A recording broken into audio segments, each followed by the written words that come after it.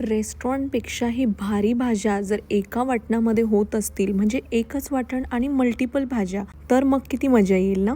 भाज्या कितीही असू दे, जसं की ही भोगीची भाजी आहे, मिक्स व्हेजिटेबल्स आहेत, त्याच्यामध्ये ग्रीन आहे, शेंगा व्हेजिटेबल आहे, फळभाज्या आहेत आणि या सगळ्या भाज्यांचं मिळून मी एक भोगीची भाजी, आपली बेसिक भोगीची भाजी बनवली.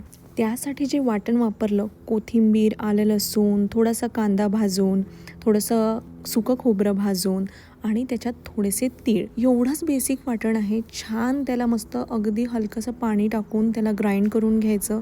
घरात अवेलेबल असलेले जेही मसाले आहेत, धनजिरं पावडर, गरम मसाला, किचन किंग मसाला, मी इथे ॲडिशनल उंदिओ मसाला घेतलेला आहे. बेसिक फोडणी जिरं मोहरीची दिल्यानंतर आपल्याला कढीपत्ता, कांदा आणि जे वाटण आहे ते टाकायचं आहे.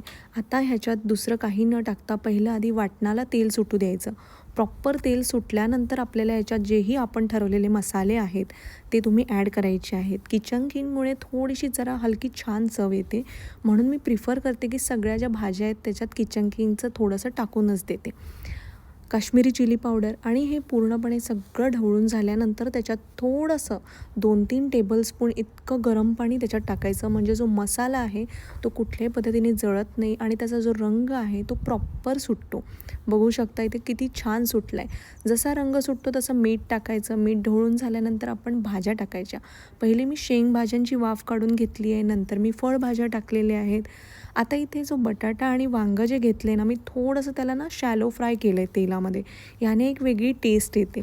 भाजीला थोडीशी आंबट चव हवी म्हणून मी चिंच घेतलेले आहेत आणि गूळ घेतलं आहे आणि त्याला गरम पाण्यात छानपैकी थोडं मऊ होऊ दिलं. मग ते गाळून घेतलं आणि ते मी या भाजीमध्ये ॲड केलं. म्हणजे या मिक्स व्हेजिटेबलला छान मसाला लागल्यानंतर, छान एकदम भाजी शिजल्यानंतर मी त्यात ॲड केलं ते. भाज्या बनवायसाठी एकच वाटण तुम्ही 7 दिवस वापरू शकता आणि उसळी, आमट्या, भाजी सगळं काही बनवू शकता. नक्की ट्राय करा. आवडल्यास लाईक, शेअर अँड फॉलो करा. थँक्यू.